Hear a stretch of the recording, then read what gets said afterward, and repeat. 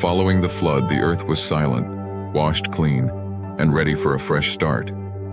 But Genesis 9:1-7 isn't just a restart, it is a new commission. God gives Noah and his sons the same mandate he gave to Adam, but within a new covenantal context. The command to multiply.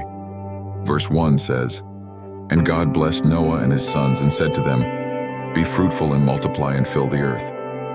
This is a re-establishment of the cultural mandate. Verse 2, "The fear and dread of you will fall on all the beasts of the earth, and on all the birds in the sky, on every creature that moves along the ground, and on all the fish in the sea. They are given into your hands." Verse 3, "Everything that lives and moves about will be food for you. Just as I gave you the green plants, I now give you everything." God is emphasizing that despite the judgment that just occurred, His original design for humanity to steward the earth remains active. It is a reminder that even after our own floods of life, God still has a purpose for us to move forward and be productive.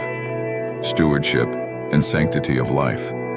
The text then shifts to the relationship between humanity and the rest of creation. God grants dominion over the animals, but with new parameters. Most importantly, verses 4-6 introduce the prohibition against consuming blood and the sacredness of human life. Verse 4, "But you must not eat meat that has its lifeblood still in it." Verse 5, "And for your lifeblood I will surely demand an accounting. I will demand an accounting from every animal.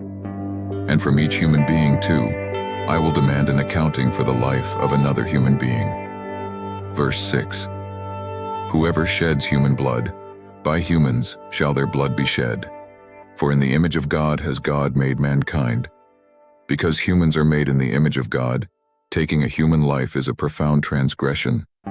This establishes the foundational principle for justice and civil order in this new era. The divine objective. In verse 7, God repeats the command, "And you, be fruitful and multiply, teem on the earth and multiply in it." God is placing the responsibility for the future of the world directly into the hands of Noah's family. He is not just calling them to survive, He is calling them to thrive and fill the earth with the image of God. What is our modern takeaway? What can we learn from this and use today?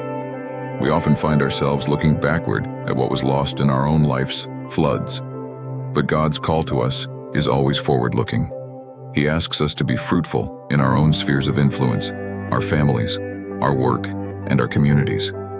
Just as Noah was tasked with repopulating a cleansed world, we are tasked with living intentionally and righteously in the space God has given us today.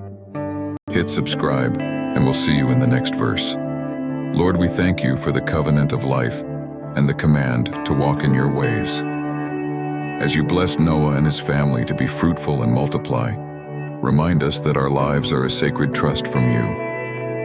When the world feels chaotic, grant us the courage to act as faithful stewards of your creation, honoring the sanctity of every life made in your image. Empower us to walk in the purpose you have set before us, filling the earth with your goodness, justice, and love. Amen.